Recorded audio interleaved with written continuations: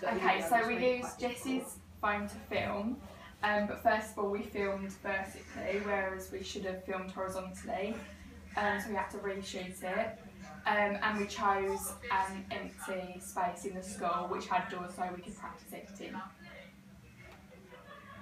During the conversation between Emily and Jess, we made sure we stuck to the 180-degree rule, and we used shot reverse when shot editing to test this our part of the skills in sequence, practice. the drums made it hard as the sound in the didn't match. So on prelim, Splice, we used we dialogue, didn't know how to but in match actual the thriller audio, we didn't which use was any quite because difficult. we found that it looked quite unprofessional.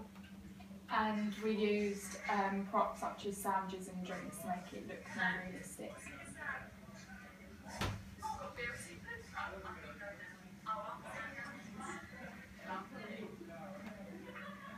During the conversation between Emily and Jess, we made sure we stuck to the 180-degree rule, and we used So we shot had reverse shot to continuity test our skills in editing. practice. We used footwork so that when Jess walked out the door we from used behind, dialogue, she'd have the but same in action actual thriller forward we when didn't use she any because walked through we it. found that it looked quite unprofessional. And this is an example of And match we used and action, props which such as using a real sandwiches one and as well. drinks to make it look more realistic. We used Jess's phone to edit the prelim as well, and we used the axe splice, but we found that it was quite difficult to use because it was on a small screen and it was only helpful for a short amount of frames, not our thriller opening, we didn't use it for that.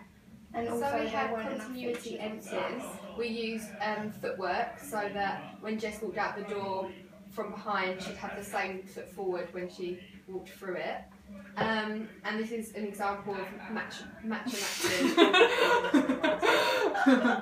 We used Jess's phone to edit the prelim as well, and we used the axe splice, but we found that it was quite difficult to use because it was on a small screen and it was only helpful for a short amount of frames, not our thriller opening, we didn't use it for that.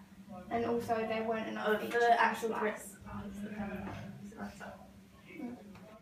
for the actual thriller, we used my phone again to film, as we found it was easy to carry around at all the locations we used, and that it was easy to share all the footage that I got on my phone to the group.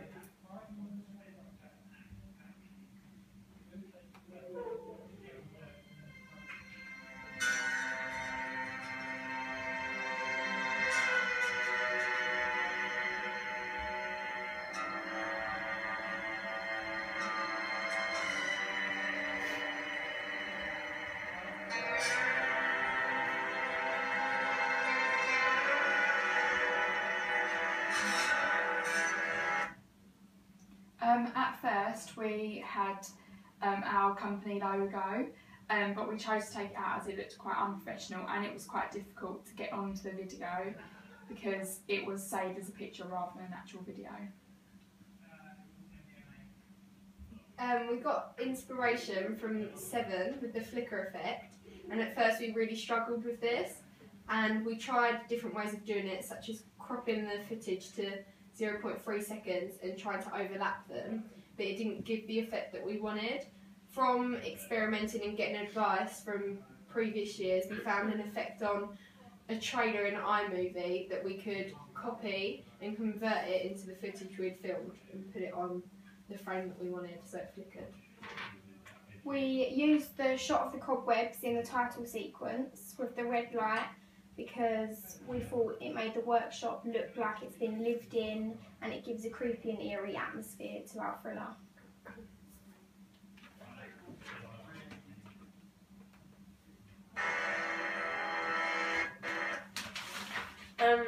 We chose a day that it was raining when we was at the train station.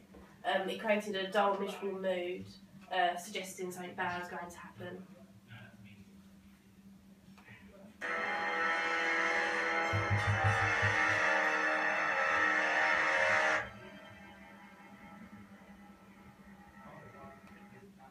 The music fades when the title comes up to set the mood for the rest of the film. And we wanted music to change after this point, but we did find it difficult to edit it so that it fitted the music, but after a while Jess managed to crop it so it fitted the right part. Oh, sorry, you're there.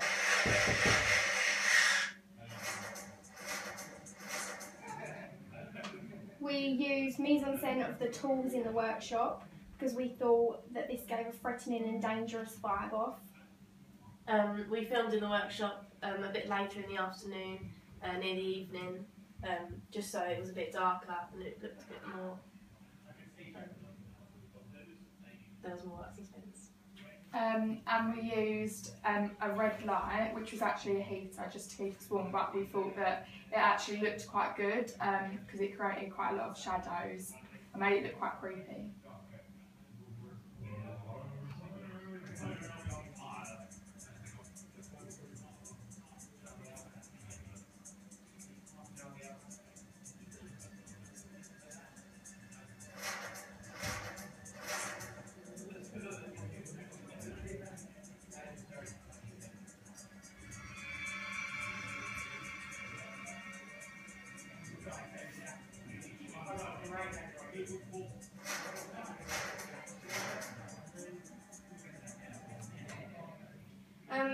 This is an example again of match on action with both Charlie and Jenna walking.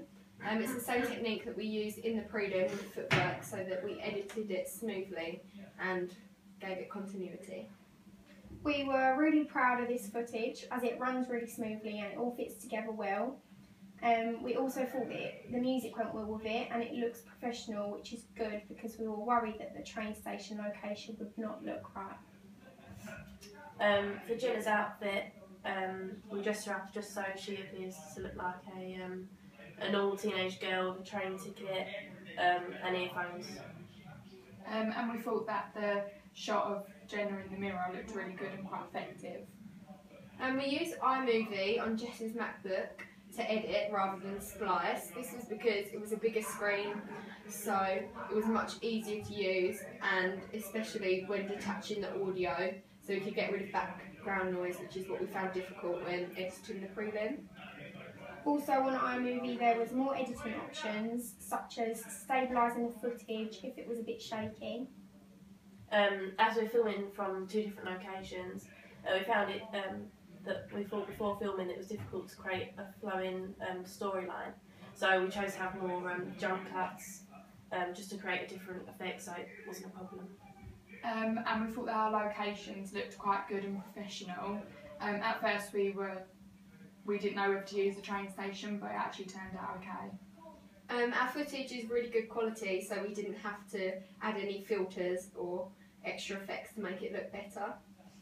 And we didn't have to reshoot anything as we had enough footage because we made sure we got everything while we were there the first time. But whereas when we shooted the prelim, we had to reshoot it. But we learnt from our mistakes for the opening. Here's the outfit.